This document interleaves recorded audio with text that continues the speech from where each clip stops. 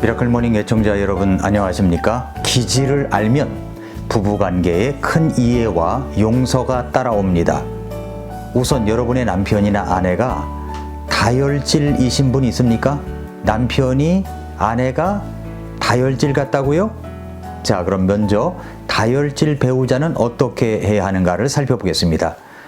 다혈질 배우자를 갖고 있는 분은 이 다혈질 배우자가 과제 성취가 어렵게 느껴지는 사람이라는 것을 이해해 주어야 됩니다. 시작은 잘합니다.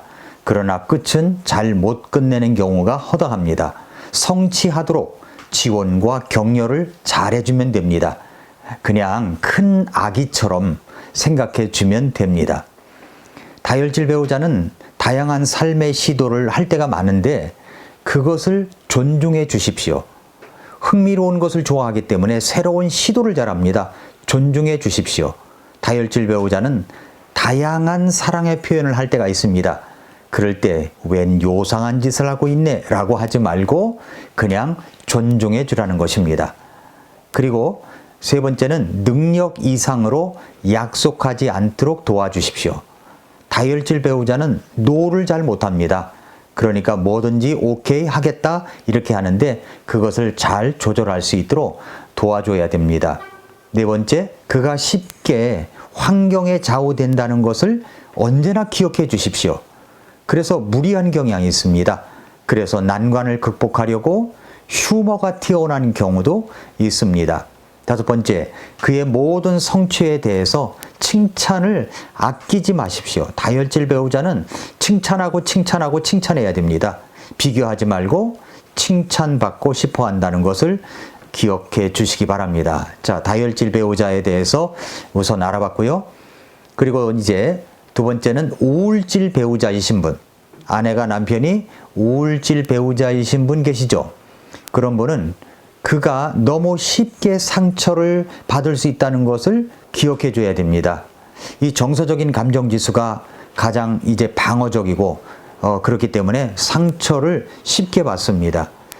그의 부정적 삶의 태도 밑바닥에 있는 장점이 있는데 그것을 이해해 주십시오. 우울질 배우자는 상대가 거절할 것 같아서 일부러 거절을 먼저 하는 경향이 있습니다.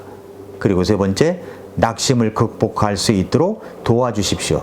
어려운 일 당했을 때 거절하는 경향이 있습니다. 잘 조심스럽게 도와주십시오. 네 번째는 진지하게 격려하고 칭찬하십시오. 칭찬을 할 때 진지하게 해야 됩니다. 진지하게 형식을 갖추어서 말입니다.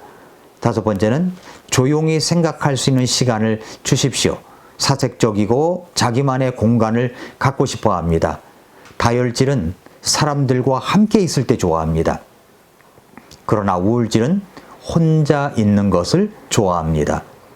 세 번째, 배우자가 담즙질이신 분 계시죠? 담즙질 배우자에 대하여 저는 이런 배우자를 두신 분에게 한 말씀 드린다면 고생이 참 많으십니다 라고 말씀드리고 싶습니다.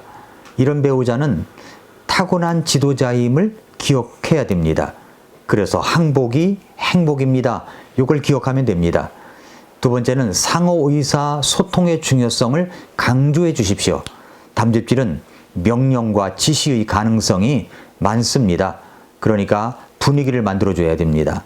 세 번째, 그가 결코 잔인한 사람이라고 생각하지 마십시오. 잔인해서가 아닙니다. 기질이 그런 거죠.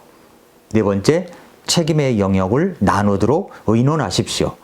그리고 다섯 번째, 직설적인 의사표시로 그의 관심을 끌어야 됩니다. 담즙질도 인간입니다. 한계가 있습니다. 담즙질은 일이 먼저 보이는 사람입니다. 사람은 나중에 보이고 일이 먼저 보이는 사람입니다. 마지막으로 이제 점액질 배우자에 대하여 말씀드리겠습니다. 아내나 남편이 점액질인 분 계시죠? 이런 분들은 이제 그 배우자에 대해서 삶의 동기를 부여하도록 애써야 합니다. 인생의 동기부여가 안 돼서 그렇지 한번 붙잡으면 성실하게 잘합니다. 그런데 성향은 늘 관망자의 자세로 살아가려고 합니다. 두 번째, 목표를 설정하고 그 성취에 대하여 부드럽게 칭찬해 주십시오. 목표 설정을 도와주십시오. 칭찬할 때는 부드럽게 해야 합니다. 우울질은 진지하게 칭찬해야 되는데 이 점액질은 부드럽게 해야 됩니다. 세 번째, 흥분할 것을 기대하지 마십시오. 다혈질이 철판구이라면 점액질은 돌판구이입니다. 서서히 달궈집니다. 서서히. 그런데 한번 달궈지면 오래 가죠. 네 번째, 책임을 지도록 하되 지나치게 압력을 가하지 마십시오. 그리고 다섯 번째, 때때로 결정을 강요할 필요가 있습니다. 절박한 상황 가운데서 결정을 할 수 있도록 적극적으로 그렇게 대할 필요가 있습니다. 점액질은 늦은 나이에 폭발할 수가 있습니다. 서서히.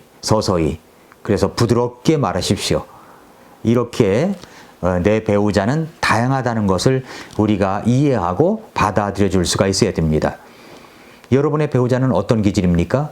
그 기질을 이해하고 받아들이십시오. 기질을 이해하면 부부관계가 아름답고 행복할 수가 있습니다. 성경은 이렇게 말씀하십니다. 에베소서 5장 33절에 보니까 그럼에도 불구하고 너희 각 사람이 자기를 사랑하듯 개별적으로 그렇게 자기 아내를 사랑하고 아내도 주의하여 자기 남편을 존경할지니라 라고 말씀을 했습니다. 어떤 기질이든 존경과 사랑을 가지고 사랑과 존경을 가지고 대하시기를 바랍니다. 그러면 이해와 사랑으로 생각보다 더 행복한 관계가 될 수 있습니다. 오늘도 미라클 모닝입니다.